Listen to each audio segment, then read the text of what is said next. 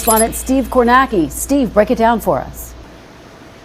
Yeah, Kristen, I guess you could say there's consensus, but the consensus is on how fundamentally divided we are as a country. Again, you showed this a minute ago. This isn't even about issues. This is just about the basic values we have as Americans. Do you think we're united or greatly divided on those values? 8 out of 10 saying we are greatly divided on values. And this cuts across party lines. You can see it right here. Democrats, Republicans, independents, very few of any of them say we are united on values. And just to put this in some context, it doesn't have to be this way.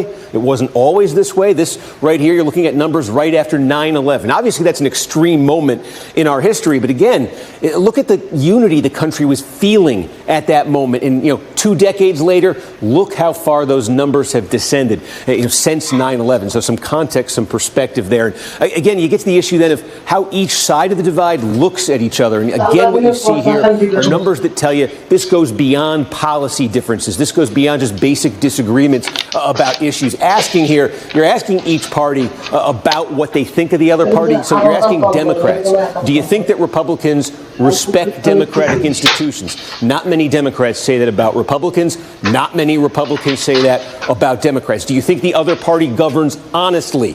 Almost no Democrats, almost no Republicans say that about the other party. You see it here, too, on the question of tolerating different types of people. So the view that each side has of the other, it's deep suspicion, hostility between the two parties, between the two sides of the divide. How does this play out in our elections? How did it play out in November? We talk about the different demographic divides that have been driving elections now. Gender, one of them. This goes back decades. We've really had a gender gap since 1980. In this election, Trump winning men by 12, Harris winning women by 8, a gender gap of 20 points. Third straight election, the gender gap was at least 20 points. We see it on marriage. Married voters, heavily for Trump. Unmarried, heavily for Harris. We see it among white voters, not so much yet with non-white voters. We're keeping an eye on that. College degree. Without a degree, Trump wins by 34 points. White voters with a degree, Harris by 8. An enormous gap right there. And then you could take a look right here as well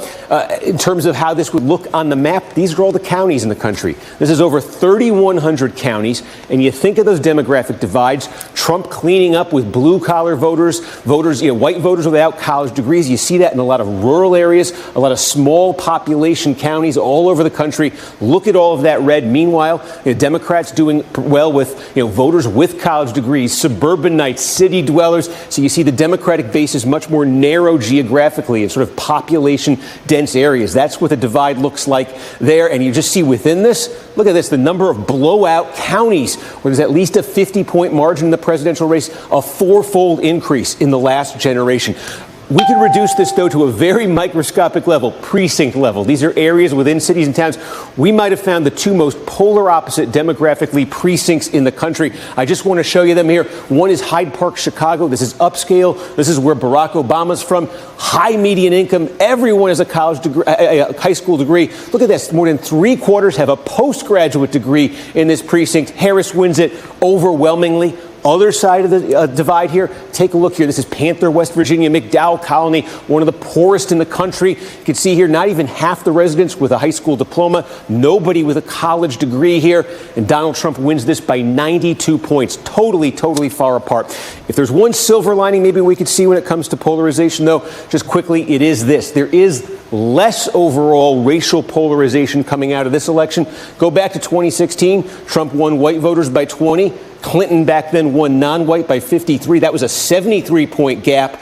This time, 15-31. The racial gap narrowed this election. Donald Trump did much better with Latino voters, Asian American voters. We do have less racial polarization, but we still overall, Kristen, obviously have a ton of polarization.